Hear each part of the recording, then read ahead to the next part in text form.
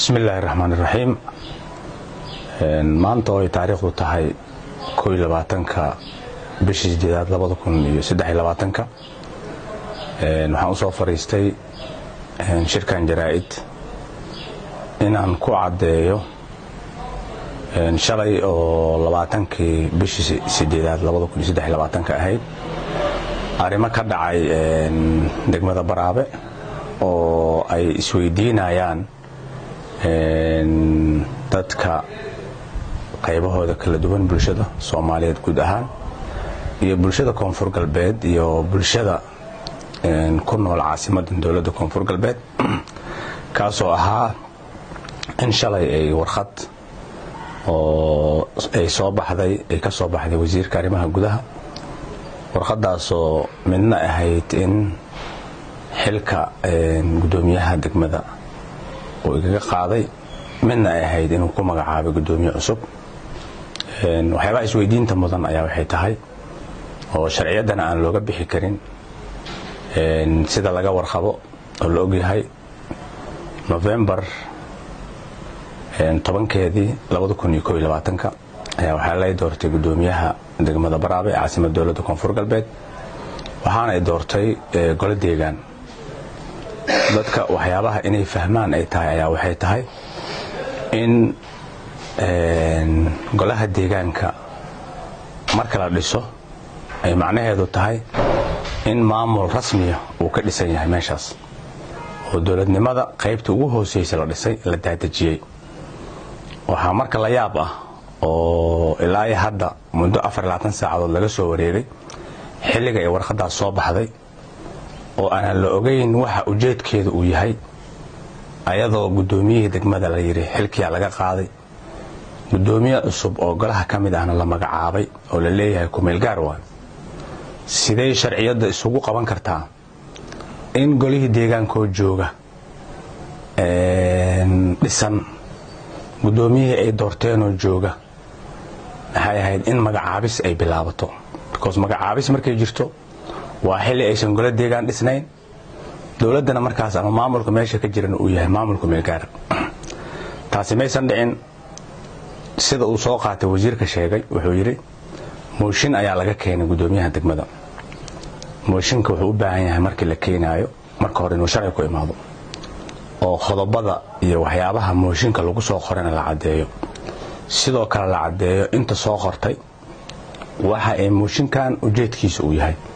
laakiin mooshinaa la keenay macnaheeda ma noqon karto gudoomiyihii degmada dhacay haddii mooshin la keeno oo lagu dhacayo madaxweynayaal mooshin laga keenaa laakiin mooshinka qofka mas'uulka ah oo gacantiisa ku soo dhacay sida wasiirka kale waxa la rabaa inuu tixraac sameeyo taxliiliyo cadeeyo taas maysan dhicin waxyaabaha inaan cadeeyo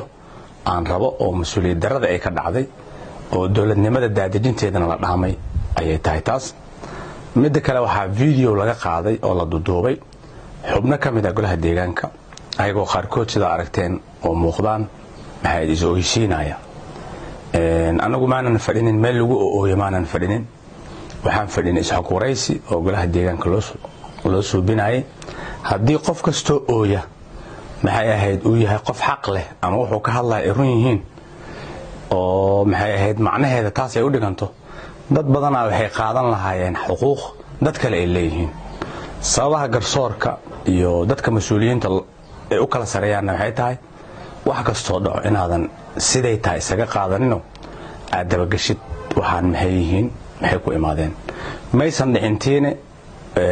caadifad ayaa wax walba lagu saleeyay isla habeenkaas ay wax dhacayaan subaxeediba warqad wiifaysa aragnay oo soo baxday taasoo aan sharciyada la marsiinin haday noqon lahayd dhanka mooshinka hadii ay noqon lahayd dadkii la dhageystay oo markaas hadlaayay haday noqon lahayd ma lagu saleynin marka in dawladnimada sidaan loo galo oo ayadoo gole deegaan la dhisay oo maamulka rasmiga ah la dhisay loo celiyo caasimadda Koonfur Galbeed magacaabis waxay noqonaysaa fahamka dawladnimada inuu liito oo wali aan la fahmin dawladnimada sida aad ogtihiin golaha deegaanka waxay ku dhisan yihiin sharci loo yaqaan ama xeer loo yaqaan xeerka lambarteen ama lambarka tobnaad ee uu ansixiyay baarlamaanka dawladda Koonfur Galbeed 2017 xeerkaas wixii ka baxsan macnaheedu waxay tahay wax sharciya ma ahan dowladnimada waa waxa ay ku dhisan tahay sharci waay ama siyaasad qof walba sidoo u yaqaan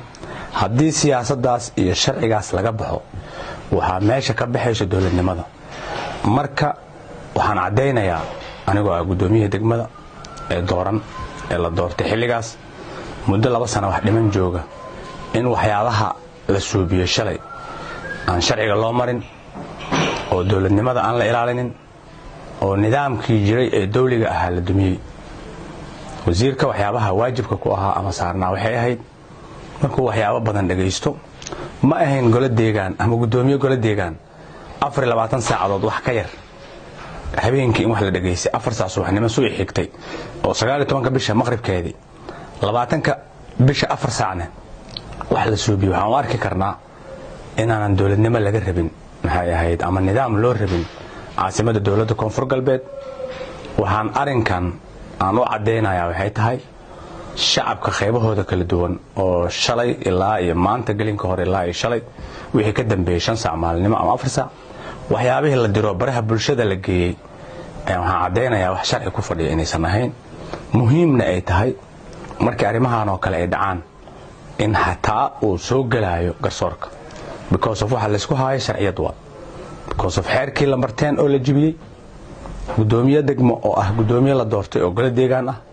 oo maxay ahayd waxyaabo aan cadeyn looga bixiyay shaqada ama la yiri waa kaga joojinay shaqada ama waxa magacaabana gudoomiye kale taas waxay kale oo keeni kartaa iska horimaad because of gudoomiye la doortay oo waliba qofkii la tartamay markay doorashada jirtay uu ka qaaday codadka inaad dib magacaabis ugu sameeysid waxay taas cadeynaysaa magaalada in la rabo fowdo waxaan cadeynaynaa inaanan magaaladan fowdo u rabin nidaamka dawligana in lagu dhadheelo aan aqbalaynin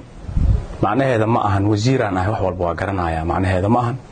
ama gudoomiye degmo waa wax walba ma garanayo ana gudoomiye degmo yahay ma ahan macnaheeda sharciga haduu qaldam waa la soo sheegayaa waa la soo cadeynayaa si aniga iyo wasiirkaba cid naga sareyso oo ah madaxweynaha dowladda koonfur galbeed madaxweyne Cabdicasiis Xasan Maxamed Laftagareen iyo waliba qaybta garsoorka gudoomiyaha maxkamadda sare waxaan u soo jeedinaynaa oo aan u cadeynaynaa in baaritaan lagu suubiyo wixii shalay ka dhacay baraabe si looga daba tago oo loo ilaaliyo nidaamka kala dambeynta iyo sharciyada dowladnimada ay ku dhisan tahay because Soomaaliya maanta dowladda u dhisan waliba heerar kala duwan oo dowladda u dhisan intii laga fikiri lahaa sidii nidaamaadka jiro haddii qaladaad ay jiraan ama waxyaabaha qaar ay jiraan oo la xalin karo meeshii la rabay in laga xaliyo in la burburiyo nidaamkii dhammaa oo jiray taas waxaan u aragnaa in magaaladan aan la rabin horumar oo aan la rabin nidaam dawladeed oo aan la rabin inay sare u kacdo oo waqti badan maxay ahayd aan ka fikiraynay aqoon iyo cilmi iyo garasho wax walba aan uga fikirayna inaan deegaankan horumarino in maanta lagu kaco waxyaabo nidaam dhisan oo rasmi ah in loo celiyo nidaamku meel gaar haddana qaab sharci aan loo marin waa waxa aan soo jeedinayno waxaan leeyahay shacabka reer Baraabe ee ku nool caasimadda waxyaabahaas la ku jahwareeriyay oo jahwareerka badan keenay sababtaan uga hadlayaa waxay tahay anigu wasiirka waxaan leenahay mas'uuliyiin naga sareysa mas'uuliyiintaas inay soo dhex galaan sharcigii lagu dhisay golaha deegaankana nidaamkiisa lagu noqdo